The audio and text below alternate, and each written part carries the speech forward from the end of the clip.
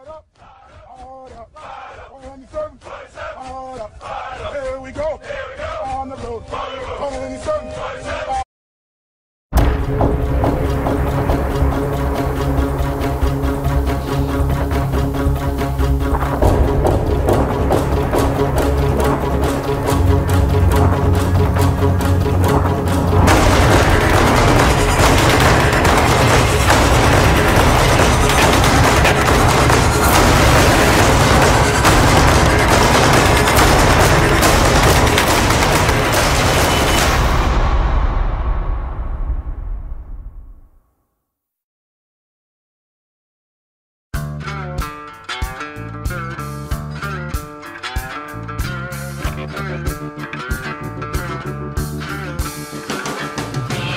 My name is Lieutenant Guy McDermott.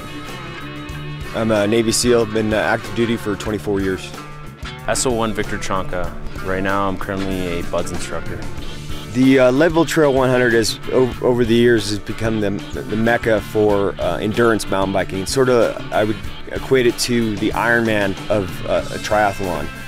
It's actually a 105-mile mountain bike race. It's got about almost 12,000 feet of climbing. It starts at 10,000 feet. Mountain biking and being a SEAL, there's a lot in common. I think the sense of adventure, sense of adversity.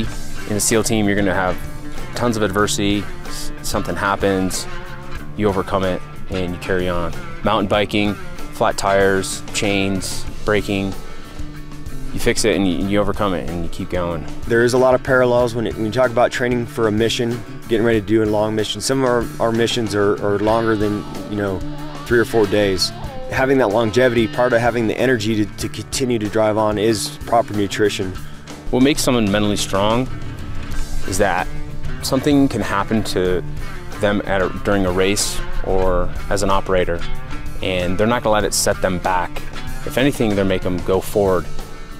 And they're going to overcome it and become a better person, operator, father, husband, son, down the road. So coping with adversity, I think it's the key aspect of being a SEAL and racing bikes too. As ambassadors to the SEAL community, often we're asked what it takes to get into the community, or hey, I'm interested in coming to the community. A lot of times I'll give that advice of, hey, you have the mindset, you've done races like this. What you need to do is take that mindset and apply it to your end goal. Whether the goal be finishing the Leadville Trail 100 or the end goal is, I want to become a SEAL, I want to get my trident, I want to put that on my chest. Being a SEAL is a great career, but it's not just a career, it's a lifestyle. You live, you breathe, you eat, everything. It's by far the best job I've had, and it probably will be the best job I will ever have.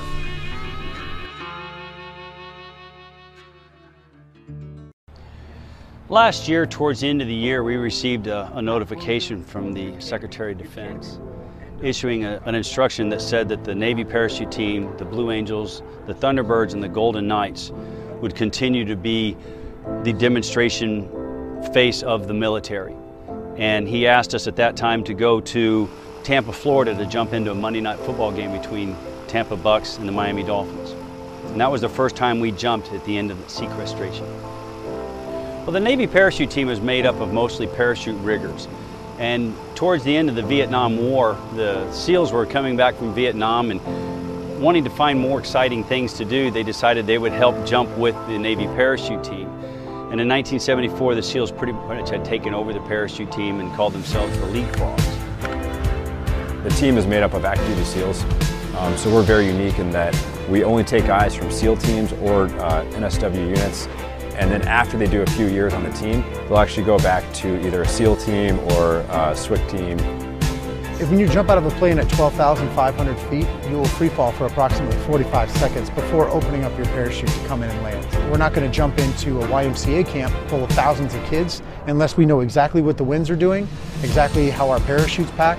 Our pre-brief lets us know exactly what our routines are going to be, and then we go through all the contingency plans, and that's for every single jump. One of the things I never get used to is the appreciation people show when you land. The jumping's all cool, and it's a lot of fun, I enjoy it, but really what means a lot is you land and everyone wants to shake your hand, everyone wants to thank you for your service, and I think that's a testament to the Navy as a whole. You got people out there on 6-9 month deployments away from their family, missing the birth of their child. Guys are out there working hard, and I think we see a lot of the appreciation, probably more so than the rest of the military.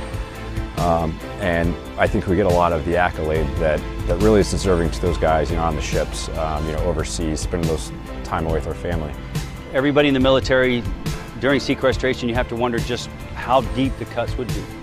And it gave us hope that we would make it to our 40th anniversary. And that 40th anniversary it's a milestone for many reasons. A milestone because the team has been 100% supported, 100% manned, and 100% jumping for 40 years. And I think something like that is just something we can really hang our hat on and be proud of. We do a lot of public outreach in conjunction with shows. So a lot of times we'll go talk to kindergarten classes or a high school. We'll jump into the high school and spend some time talking to high schoolers about opportunities in the Navy. And we also go to children's hospitals. It's just neat to kind of give back a little bit. Literally, it's relaxing once the parachute gets open because you're out of the plane. Now you're in control. So if anybody screws it up, it's you, it's myself. And that is, it's pretty rare that guys are going to get it stadium qualified and have issues because we're flying over the city. You're literally going lower than most of the buildings. So if people in condos and their office buildings, we will be flying by their condos and stuff. So that was kind of eye-opening that you look over and you see, John such and such working at his desk and looks up and he's like, what in the world are you guys doing?